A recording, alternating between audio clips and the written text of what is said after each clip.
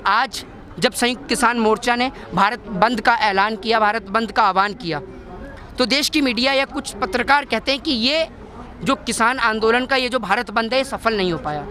बिल्कुल भाजपा की नज़र से और देश के तमाम चाटुकार पत्रकारों की नज़र से ये भारत बंद सफल नहीं है, क्योंकि इसमें सरकारी संपत्तियों को नुकसान नहीं पहुंचाया गया, किसी को कोई तकलीफ नहीं दी गई, किसी सरकारी संपत्ति को तोड़ा नहीं गया, किसी को किसी प्रकार की आपत्ति नहीं हुई, और जो सरकारी जो वाहन हैं या फिर जो एम्बुलेंस हैं उनको आराम से निकलने दिया गया। क्योंकि भारतीय जनता पार्टी की नज़र में तो प्रदर्शन और प्रोटेस्ट वही सफल होता है जिसमें तोड़फोड़ मचाई जाए, लोगों को चोट पहुँचाई जाए। लेकिन ये मिट्टी से जुड़ा किसान है जो जानता है कि मिट्टी की कीमत क्या होती है।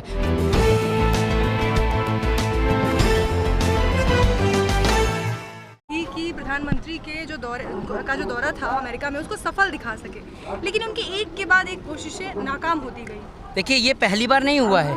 जब जब प्रधानमंत्री मोदी जी विदेशी दौरे पे गए हैं तब इस देश की नेशनल मीडिया ने या कह लीजिए चाटुकारिता पत्रकारों ने मुँह की खाई है, और उसके पीछे कारण भी है। आप डायरेक्ट किसी के कैबिन में, न्यूज़ रूम में वहाँ पर घुस जाते हैं, ऑफिस में घुस के, और उनसे सवाल करते हैं, और कितना अच्छे तरीके से उनकी बेइज्जती हुई है। वो अंजना ओम कश्यप जिस तरीके से सोशल मीडिया पर ट्रेंड हो रही है ना, वो पूरा देश देख रहा है। और अंजना ओम कश्यप नहीं, वो तो अपने मुँह से एक बार अंजना ओम मोदी भी बोल चुकी हैं, वो पूरे देश ने उन्हें सुना था। तो ये इन लोगों का काम है। और प्रधानमंत्री नरेंद्र मोदी जी जब भारत से अमेरिका पहुँचे तो आप सभी लोगों ने उन्हें देखा होगा कि उनको रिसीव करने के लिए कौन पहुँचता है, ठीक है ना। जो बाइडेन वहाँ पर नहीं पहुँचते हैं, आपने देखा होगा वहाँ पर जो उनके जूनियर सेक्रेटरी हैं वो वहाँ पर पहुँचते हैं प्रधानमंत्री नरेंद्र मोदी जी को रिसीव करने के लिए। एक बात हमें समझ में नहीं आती। और दूसरी बात, आपने देखा होगा कि जो यूएनओ के अंदर हुआ अमेरिका और चीन को लेकर, उसके अंदर भारत को बाहर कर दिया गया है सीधा उसमें वार्तालाप करने के लिए। तो सीधी बात ये है, प्रधानमंत्री नरेंद्र मोदी जी की जो विदेश नीति है, और जो प्रधानमंत्री मोदी जी कमला हैरिस के बगल में बैठे हुए थे, एक कमला हैरिस है और एक अपना कमला पसंद है, दोनों ही वायरल हैं। बताने की ज़रूरत नहीं कि कमला पसंद कौन है और कमला हैरिस कौन है। कमला हैरिस वो है जो भारत देश की बेटी, जिन्होंने विदेश के अंदर भी हिंदुस्तान का तिरंगे झंडे का नाम रोशन किया और भारत का परचम लहराया। लेकिन हमारे देश के प्रधानमंत्री जी क्या कर रहे थे उस समय?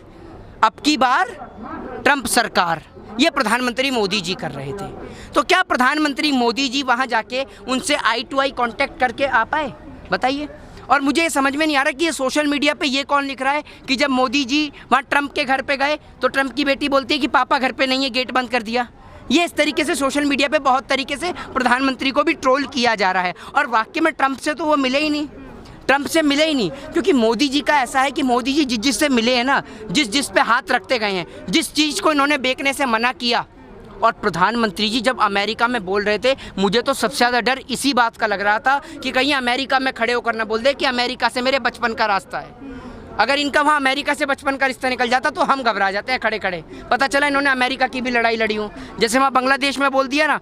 इनके हर एक विदेशी दौरे पर हमें इसी बात का खतरा रहता है, क्योंकि पता नहीं है इनका, क्योंकि अलीगढ़ की ताले वाली कहानी भी आपने पहली बार सुनी थी, बांग्लादेश के लड़ाई वाला किस्सा भी पहली बार सुना था। तो अगर अमेरिका में बोल देते कि मैंने अमेरिका के लिए, वाशिंगटन डीसी के लिए लड़ाई लड़ी है, तो कोई ज़्यादा बड़ी बात नहीं थी। और आज जब संयुक्त किसान मोर्चा ने भारत बंद का ऐलान किया, भारत बंद का आह्वान किया, तो देश की मीडिया या कुछ पत्रकार कहते हैं कि ये जो किसान आंदोलन का ये जो भारत बंद है ये सफल नहीं हो पाया।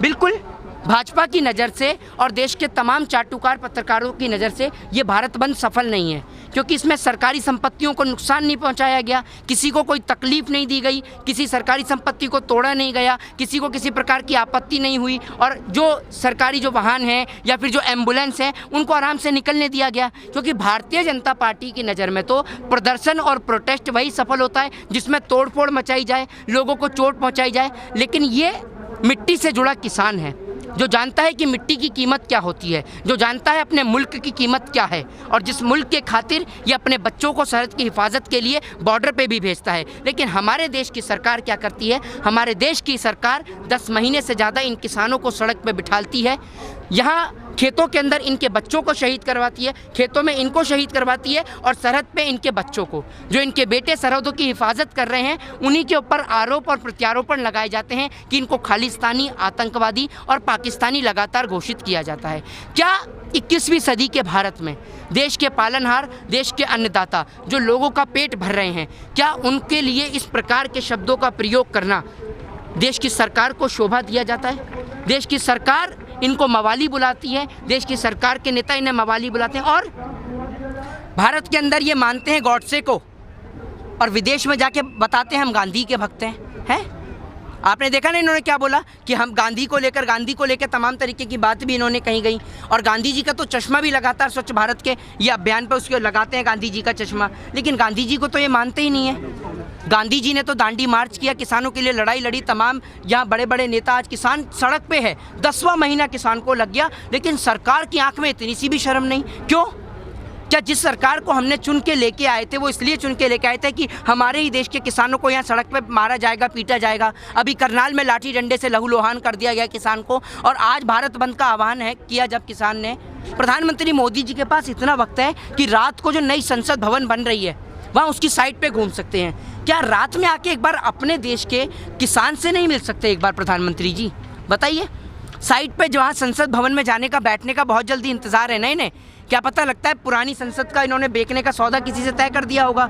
ये लोग बेचने वाले लोग हैं, कोई सरकारी संपत्ति बनाने की औकात नहीं, इसलिए बेचते रहते हैं। और ये भी तो जी, हो सकता है ना, इस बात का डर हो कि जल्दी से जल्दी बन जाए, थोड़े दिन इसमें बैठ जाए, क्या पता 24 के बाद बैठने को ना मिले। बिल्कुल बैठने को तो इनकी देश की जनता, इन्हें संसद तो दूर की बात, इन्हें देश में नहीं बैठने देगी। ऐसे नेता, न जाने कैसे इन नेताओं की औकात तो बस का टिकट लेने की नहीं है, न जाने प्रधानमंत्री, मुख्यमंत्री, मेंबर ऑफ पार्लियामेंट कैसे बन जाते हैं। इनकी औकात, इनको अगर टीटी देख ले तो इनको ट्रेन की टिकट ना दे, बस कंडक्टर देख ले तो इन्हें बस की टिकट ना दे, और आज ये नेता मंत्री बने बैठे हैं और ऐसे ऊटपटांग बयान देते हैं जिन्हों का कोई लॉजिक नहीं होता।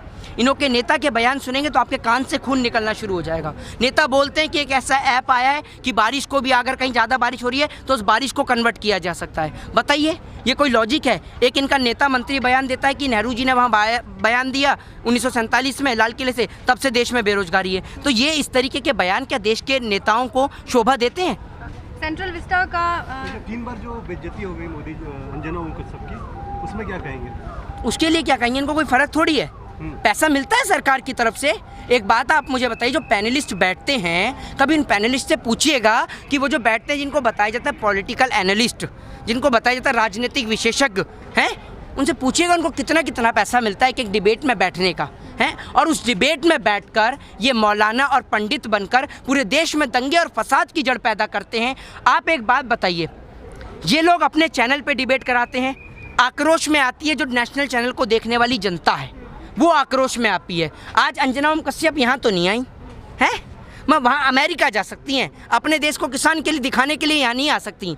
तो भारत देश की मीडिया की इतनी फजीयत हो रही है, फिर भी इन्हें शर्म नहीं आ रही है, इतनी सी भी शर्म नहीं। मुजफ्फरनगर में जब गई थी चित्रा त्रिपाठी तो क्या हाल हुआ उनका, शायद वो देख के फिर यहाँ नहीं आई होंगी। अच्छा, और जब यहीं पे टिकैत साहब का इंटरव्यू लेते हैं तब नहीं बोलती हैं आप, हैं? बताइए ना। अब आप एक बात मुझे बताइए, कल ही मैं न्यूज़ 18 पे शो देख रहा था इनका, अमीश देवगन का, तो उस पर आप एक बात बताइए, न्यूज़ 18 के शो पे अमीश देवगन वहाँ पर उसमें बैठे होते हैं, तो प्रधानमंत्री जी को दूसरी पार्टी का एक नेता, एक राजनीतिक विशेषज्ञ उनको बोल देता है कि ये तो जोकर हैं। तो पार्टी के प्रवक्ता संबित पात्रा से ज़्यादा दर्द होता है तो किसको होता है? अमीश देवगन को। अमीश देवगन और भारत देश की इन मीडिया के लिए क्या कहेंगे कि जब बॉलीवुड के अंदर इतना सा ड्रग्स पाया जाता है तो पूरे देश की मीडिया चिल्लाती है मुझे ड्रग दो, ड्रग दो, ड्रग दो। आज इतना सारा हीरोइन पकड़ा गया अंबानी के बंदरगाह पे, उनके पोर्ट पे, तब तो नहीं बोला इन्होंने कि मुझे हीरोइन दो, हीरोइन दो, हीरोइन दो। और वो हीरोइन अंधभक्तों वाली, आप हीरो वाली हीरोइन मत समझिएगा। हीरोइन एक नार्कोटिक पदार्थ है। इनको आज नहीं बोलेंगे उस हीरोइन के लिए क्योंकि वो अंबानी साहब के बंदरगाह पे पड़ा गया है। वो इसलिए नहीं बोलेंगे क्योंकि वो उन्हीं का चैनल है। और जी न्यूज़ वाला इसलिए नहीं दिखाता क्योंकि भारतीय जनता पार्टी के राज्यसभा सांसद सुभाष चंद्रा का चैनल है। आज इनको इतनी आपत्ति है और इनको शर्म आनी चाहिए, डूब के मर जाना चाहिए ऐसे नेताओं को जो 10-10 महीने किसानों को सड़क पे बिठा देते हैं। और आप जो लोग समझते हैं ना कि ये किसान उठ के चले जाएंगे, तो ये उन लोगों की गलतफहमी, और इसको एक शब्द में दूर कर देना चाहता हूँ, वो ये है कि 650 से ज़्यादा हमारे किसान भाई शहीद हुए हैं। अब ये लोग यहाँ से खाली हाथ लौट के नहीं जाएंगे, जाएंगे तो अपने जीत के जश्न के साथ जाएंगे और वापस जाके अपने खेत में दोबारा से देश की जनता का पेट भरने का काम शुरू करेंगे। जय हिंद, जय भारत, वंदे मातरम। इस वीडियो में कही गई सभी बातें वक्ता की अपनी राय है जिसकी पुष्टि हम या हमारा चैनल नेशन टाइम नहीं करता।